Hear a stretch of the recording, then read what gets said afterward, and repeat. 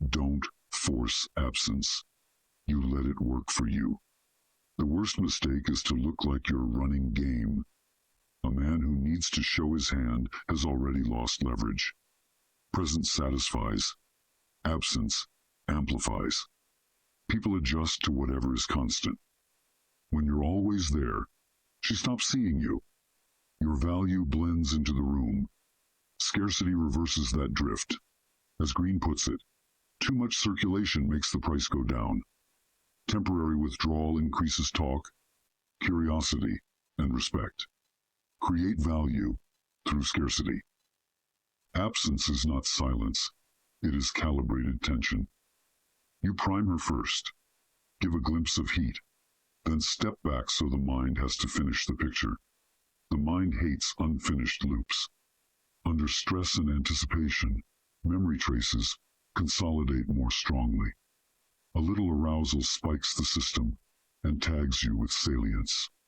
Too much overload blurs recall, but a narrow, sharp dose of stimulation, then distance, etches you in deeper. The point isn't to manipulate, it's to keep the frame. If you become common, she assigns you to a role and runs that script on autopilot.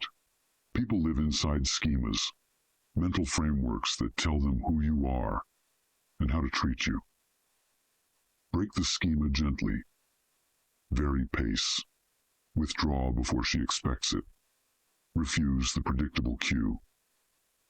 She'll reach for a new story that fits the tension you created. Understand the difference between scarcity and isolation. Scarcity increases value. Isolation kills intelligence. Don't retreat into a fortress. When you wall yourself off, you stop circulating, stop hearing signals, and become a seed a target. Mobility, not barricades, keeps you untouchable. Always in motion, always connected enough to know, distant enough to be missed. Use unpredictability as seasoning, not as a diet.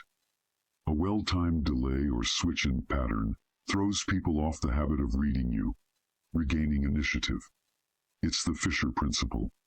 Arrive late, contest the lighting, play oddly, then strike with clarity. The opponent spends energy decoding you and tires himself out. Your goal is the same. She expends energy explaining you to herself, and in that effort, you occupy mind space. Social norms and roles shape how close people stand, how often they text, what being attentive looks like. Nudge those norms. If the usual cadence is daily contact, fall back to every other day, but make the contact richer. Subtle norm. Bending intensifies attention precisely because it violates expectations without breaking them. The crowd obeys rules. The outlier holds attention. Now the cold mechanics from the game. First, you don't guess. You profile. You scrape her psychology clean. What formed her taste in men?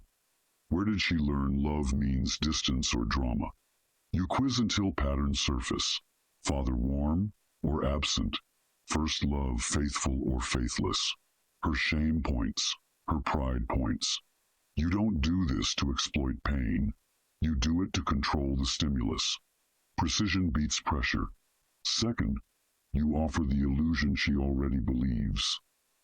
Desire confuses easily with reality when a figure shows up that fits her private myth. You animate a role that sits between the familiar and the strange, the uncanny. Not grand theater. Normality with a hairline crack. That hint of destiny, that shared secret, makes your presence feel more real than the real. That sensation is addictive. Third, you regulate the mix. Warmth, then withdrawal. Clarity, then mystery. She should not be able to schedule your attention. Predictability gives her control. A gentle unpredictability keeps initiation on your side and makes her work to decode your moves.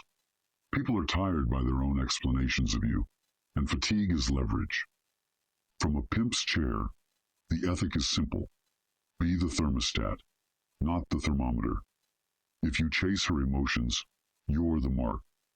You must be the one who manipulates the emotional weather.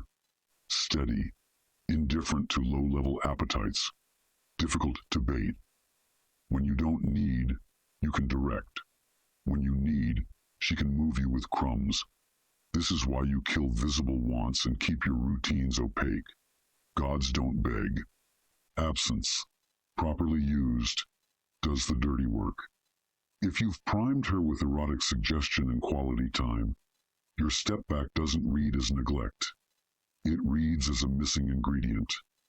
The brain, deprived of a stimulus it expects, manufactures its own. She dreams, replays, embellishes. You supplied 10%, and her imagination wrote the rest. That's how a craving becomes self-maintaining. You keep the boundary clear. Scarcity is not punishment. It's calibration. If she disrespects the frame, you withdraw, not to sulk, but to reset the learning. A woman listens when silence costs her access. If she cannot regulate without your presence, she will seek contact to regulate through you. That is leverage.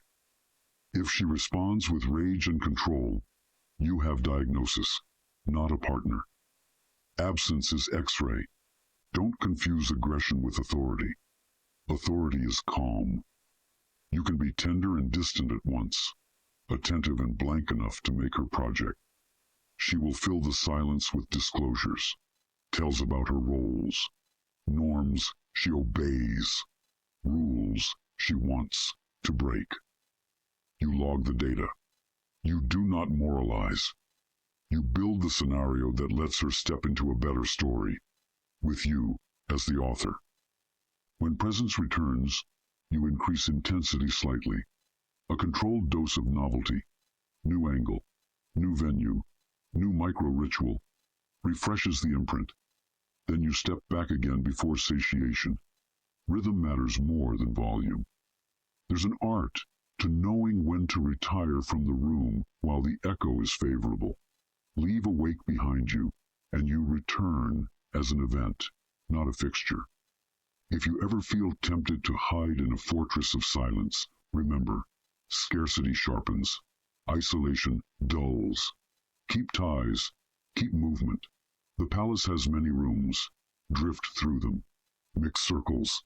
Feed on signals. Never be fixed in one place or one role. A moving target is hard to predict and harder to own. And never forget, the more a person senses something is not for everyone, the more they want in. You signal that your presence is earned, not given. You set the price with your standards and your self-control. That is how absence becomes value. Unpredictability becomes fascination. And contact becomes a reward instead of a wage. Keep your aura rare, your movement fluid, your center still. Then let absence do what presence never can.